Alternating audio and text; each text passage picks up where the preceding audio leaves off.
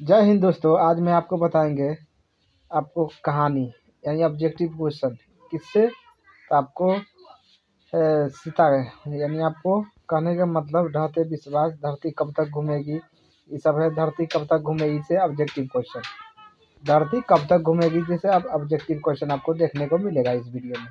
चलिए स्टार्ट करते हैं। पहला क्वेश्चन है, सीता के आंसू क्यों आ गई थी? सीता के आंसू आंसू क्यों आ गया था? तो बेटे के दुत्कार के कारण, बेटे के दुत्कार के कारण सीता के आंसू आ गया था। चलिए सेकंड क्वेश्चन है, तीन बेटे तथा दो वक्त की रोटी एक माँ किस कहानी की पकती है?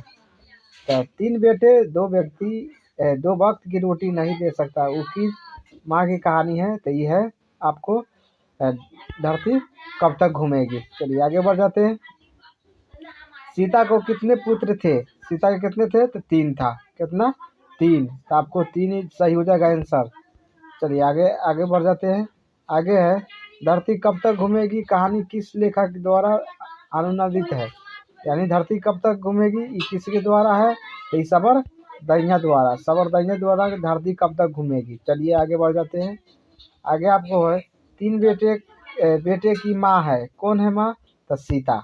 कौन था माँ? तीन बेटे की माँ कौन था? सीता। ये आगे बढ़ जाते हैं। आगे सबरदैया की क्या भाषा के सफल कहानीकार है? यानी सबरदैया किस भाषा में सफल बन गया था कहानी उसको? तो राजस्थानी भाषा में सफल कहानी बन गया था। चलिए आगे बढ़ जाते हैं।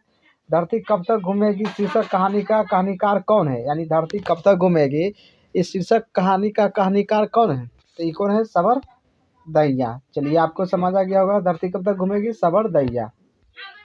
आगे है, सीता के बड़े पुत्र का क्या नाम था? तो सीता के बड़े पुत्र का नाम था क्या? तो सब भी जानता है, कैलाश। कैलाश नाम था बड़े सीता के बड़े पुत्र का। चलिए आगे है, धरती कब तक घूमेगी किस भाषा से अनुवादित है? तो अभी बताया है क्या है? राजस्थानी। धरती कब तक घूमेगी? राजस्थानी। चलिए आगे बढ़ जाते हैं। सीता के बेटों ने सीता को कितने रुपया महामारी खर्च देने की निर्णय लिया था? तो 50-50 रुपया। तो कोई भी जानता है 50-50 रुपया महीना में खर्च करने का तीनों बेटा निर्णय लिया था। चलिए आगे बढ़ते हैं। सीता को अपने ही घर में कैसा महसूस करती थी? तो ये घुटन महसूस करती थी। कैसा? घुटन महसूस करता था। चलिए आगे बढ़ जाते हैं।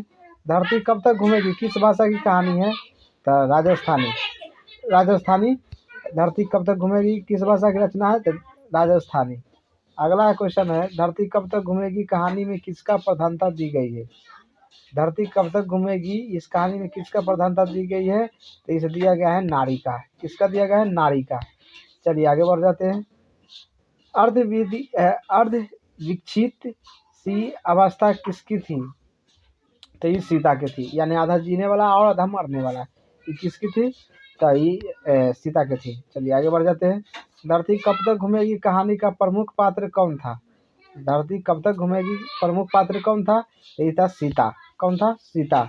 तो आपको इतना समझ आ गया होगा। चलिए आगे बढ़ जाते हैं। धरती कब तक घूमेगी कहाँ की कहानी है? तो कोई भी जानता है राजस्थान की कहानी है। कहाँ के है? राजस्थान के कहानी। चलिए आगे बढ़ जाते हैं। आगे है, धरती कब तक घूमेगी का अनुवादक कौन है? धरती कब तक घूमेगी ये कौन है? सबरदैया। इनमें सबरदैया नहीं है, तो इनमें से कोई नहीं है आंसर। चलिए आगे बढ़ जाते हैं। धरती कब तक घूमेगी संकलित है? धरती कब तक घूमेगी संकलित है। किससे संकलित है? तो समकालीन भारतीय साहित्य से। समकालीन भारतीय साहित्य से। आपको ये इज द करेक्ट आंसर हो जाएगा। चलिए नेक्स्ट क्वेश्चन है आपको लास्ट, सीता घर छोड़कर क्यों चली गई? सीता घर छोड़कर 50-50 रुपया बाद देने के कारण वो चली गई सीता घर छोड़ के। तो चलिए आपको ये वीडियो कैसा लगा? अगर ये आपको धरती कब तक घूमेगी से क्वेश्चन आपको सही लगा तो वीडियो को लाइक, सब्सक्राइब एंड शेयर भी कर सकते हैं। देखने के लिए थैंक्स।